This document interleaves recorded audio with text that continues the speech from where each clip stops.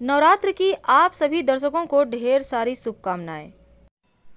माँ शैलपुत्री, इनकी पूजा नवरात्र के पहले दिन की जाती है, जो सौभाग्य का प्रतीक भी है और वह 9 दुर्गाओं में प्रथम दुर्गा है।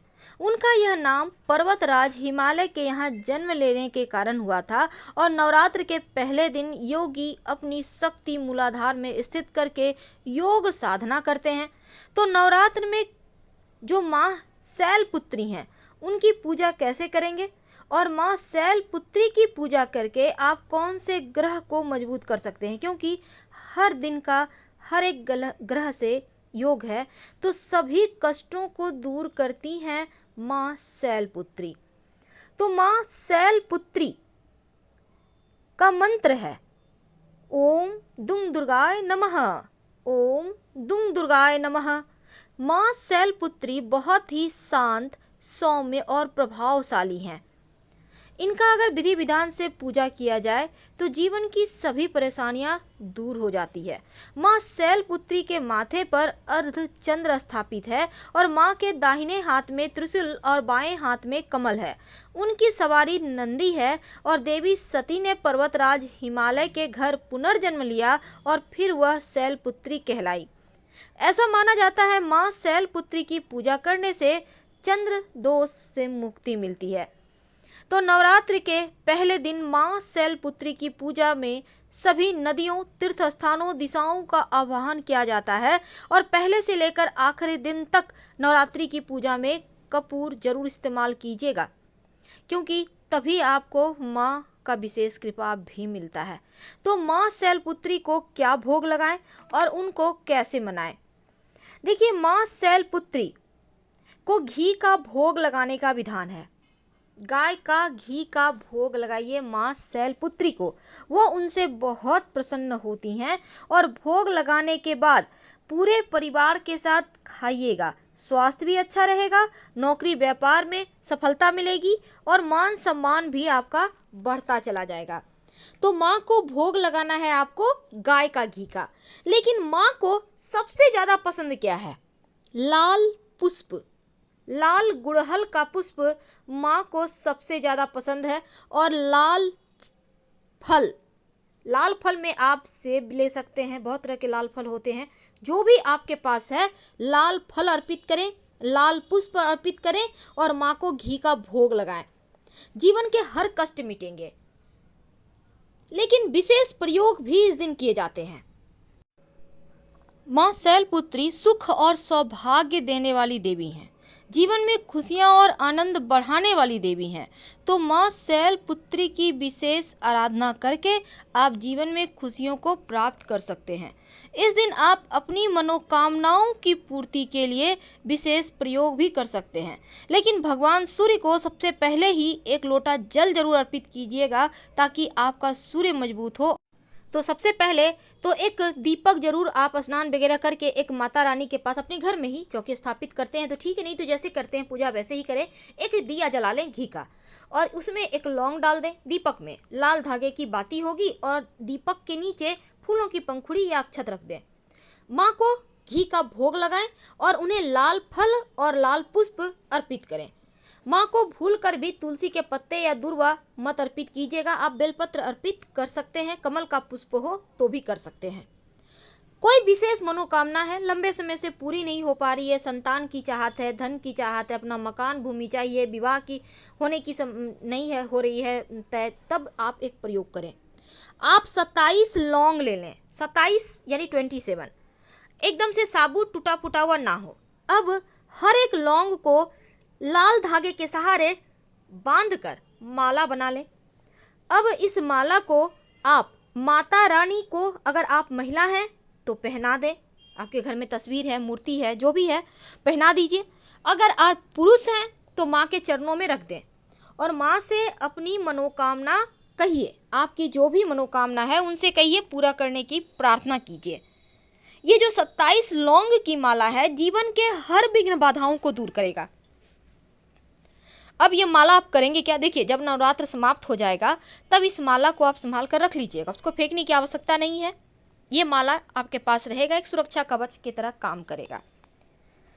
अब देखिए एक और चीज़, कई बार क्या होता है, बार बार दुर्घटना होती है, वाद विवाद होते हैं, झगड़े लड़ाई होते हैं, बार बार आपके जीवन में परेशानियां होती है, आकस्मिक रूप से परेशानी आ जाती है, तब एक पीला रंग का कागज़ ले लें। पीला कागज़ नहीं है तो सफ़ेद कागज़ ले लें, हल्दी से रंग लें कागज़ को, हल्का सा पानी में ही करके फिर सुखा लें। अब उस कागज़ पर लाल रंग के पेन से आप माँ दुर्गा के 32 नामों को लिखिए, लाल पेन से। 32 नाम दुर्गा सप्तशती की किताब में पीछे की ओर रहता है, आप वहाँ से लिख लें। और माँ दुर्गा के इन 32 नाम को लाल पेन से लिखना है पीला कागज़ पे। अब इसको आप लिख कर, अब माता रानी के जब पूजा कीजिएगा, वैसे तो किसी भी दिन कर सकते हैं लेकिन पहले ही दिन कर लें तो अच्छा है। अब इसको माता रानी के पास रखें, पूजा पाठ कर लें और आप अपने पास रख लें। अगर आपके घर में बच्चे हैं, बुजुर्ग हैं, आप पति हैं, आपके पत्नी हैं, आप चाहते हैं पूरे परिवार के लिए बनाएं तो आप बना सकते हैं। हर व्यक्ति के लिए अलग अलग कागज़ और अलग पेन एक ही रहेगा, अलग अलग आप लिखिएगा। और इसको हर एक व्यक्ति अपने अपने पॉकेट में, पर्स में, बच्चों के बैग में डाल दें। सुरक्षा कवच का काम करेगा। एक छोटा सा काम घर के नकारात्मक प्रभाव को दूर करेगा, क्योंकि नवरात्र के दिनों में सिर्फ माँ की पूजा ही नहीं होती, लोग तंत्र क्रियाएं भी करते हैं अपने सिद्धियों को प्राप्त करने के लिए। आप चाहते हैं कि लोगों की बुरी नज़र आप पर नहीं पड़े, ना लगे। एक छोटा सा काम करें, एक लोटा जल रखकर, अब जब आप पूजा कीजिएगा अपने सामने एक लोटा जल रख लें और माता रानी के सामने ही बैठकर बोल बोल कर माँ के 32 नामों का जप करें। ओम दुर्गा दुर्गति समनी, दुर्गा पद्र निवारित, दुर्गा मच्छेदनी, दुर्गा साधनी, इस तरह से आप बोलिए। और फिर जो लोटा का जल है अपने घर के हर कोने में हल्का हल्का छिड़क दें, बाकी का किसी पौधे में डाल दें। नकारात्मक ऊर्जा शांत हो जाएगी। और दुर्गा माँ का दुर्गा जी का जो 32 नाम है उसका स्त्रोत भी होता है, या तो आप दुर्गा जी के 32 नाम पढ़ें या उसको लगातार अगर 32 नामों को बोल बोल कर आप 40 दिन तक पढ़ते हैं, परीक्षा में जीत होती है, मुकदमे में जीत होती है। आप 40 दिन नहीं तो 1 महीने भी पढ़ सकते हैं। विजय श्री मिलती है चारों दिशाओं से। जीवन में जो दुख है, तकलीफ है, अनावश्यक मुकदमे हैं, अनावश्यक टेंशन है, उनसे छुटकारा मिल जाता है। हर विघ्न बाधाओं से मुक्ति दिलाता है ये माँ दुर्गा का 32 नाम। आपके जीवन में जो भी परेशानी है उनसे, टेंशन से मुक्ति दिलाता है माँ दुर्गा का ये 32 नाम।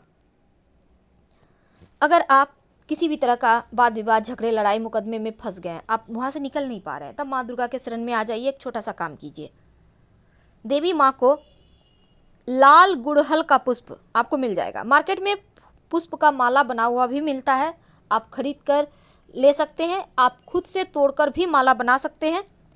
तो गुड़हल के पुष्प का माला बना लें और माता रानी को पहना दें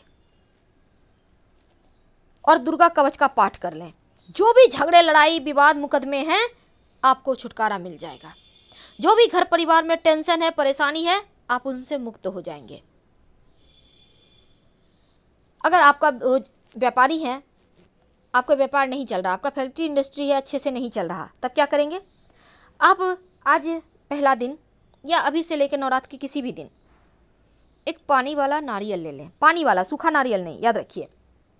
अब इस नारियल को लाल चुंदरी में लपेट लें, इसको व्यापार स्थल पर रख दें, पूरे साल रहने दें। अगले साल इसको फोड़कर खा लीजिएगा या पानी में प्रवाहित कर दें या पीपल के नीचे रख दें, खा भी सकते हैं, कोई दिक्कत नहीं है। आपका नौकरी व्यापार की विघ्न बाधाएं दूर होंगी, परेशानियां दूर होंगी और आपकी जॉब में भी परेशानी जो भी है वो समाप्त हो जाएगी। एक बात याद रखिएगा, आज चूँकि आप घट स्थापना भी करेंगे पहले नवरात्र के दिन, शुभ मुहूर्त में तो कीजिएगा ही, लेकिन जो कलश होता है ना, कलश के अंदर एक सुपारी, एक सिक्का जरूर डालें। वैसे आप जो दीपक जलाइएगा उसमें कौड़ी भी डाल सकते हैं, गोमती चक्र भी डाल सकते हैं, लक्ष्मी को स्थिर करता है। नहीं है वो सब चीज़ तो एक सिक्का ही डाल दें दिया पे। और माता रानी को श्रृंगार की वस्तु उनके पास रख दें और बाद में इसको प्रसाद के रूप में आप यूज कीजिएगा। अब अंत में एक धन के प्राप्ति के महा उपाय। अगर आपको धन की बहुत मुश्किल है, जैसा कि इस कोरोना वायरस के समय में हो गया है, लोगों के पास पैसे नहीं है, बहुत परेशान है कि क्या करें, कैसे आए, एक छोटा सा काम कीजिएगा। माता रानी को लगातार 3 दिन तक अगर आप पहले नवरात्र के दिन नहीं कर सकते हैं तो किसी और भी नवरात्र के दिन से शुरू कर सकते हैं। लगातार 3 दिन ये प्रयोग करना है। एक पान का पत्ता लें, 2 लौंग उस पर रखें और माता रानी को अर्पित कर दें। कब अर्पित करेंगे? शाम के समय। शाम के समय अर्पित करना है, सुबह नहीं। जब आप दिया बाती करते हैं ना, उस समय। अब लौंग और पान का पत्ता जो है प्रसाद के रूप में पूरे परिवार के साथ तोड़ तोड़ कर थोड़ा थोड़ा खा लें। 3 दिन लगातार करें। धन की मुश्किल दूर हो जाएगी, धन प्राप्ति में जो समस्या है वो समाप्त हो जाएगी। और लगातार इस नवरात्र के पहले दिन से ही लगातार आप 9 दिनों तक 2 लौंग माँ को अलग से अर्पित करें। आज आपने अर्पित किया तो कल उठाइए, कल अर्पित किया तो परसों उठाइए, यानी एक दिन पूरा रहेगा। जो लौंग आप उठाएंगे माँ को अर्पित करने के बाद प्रसाद के रूप में खाइए, पूरे परिवार के साथ या खुद भी खा सकते हैं। शत्रु विरोधी शांत रहेंगे, खूब सुखी रहेंगे।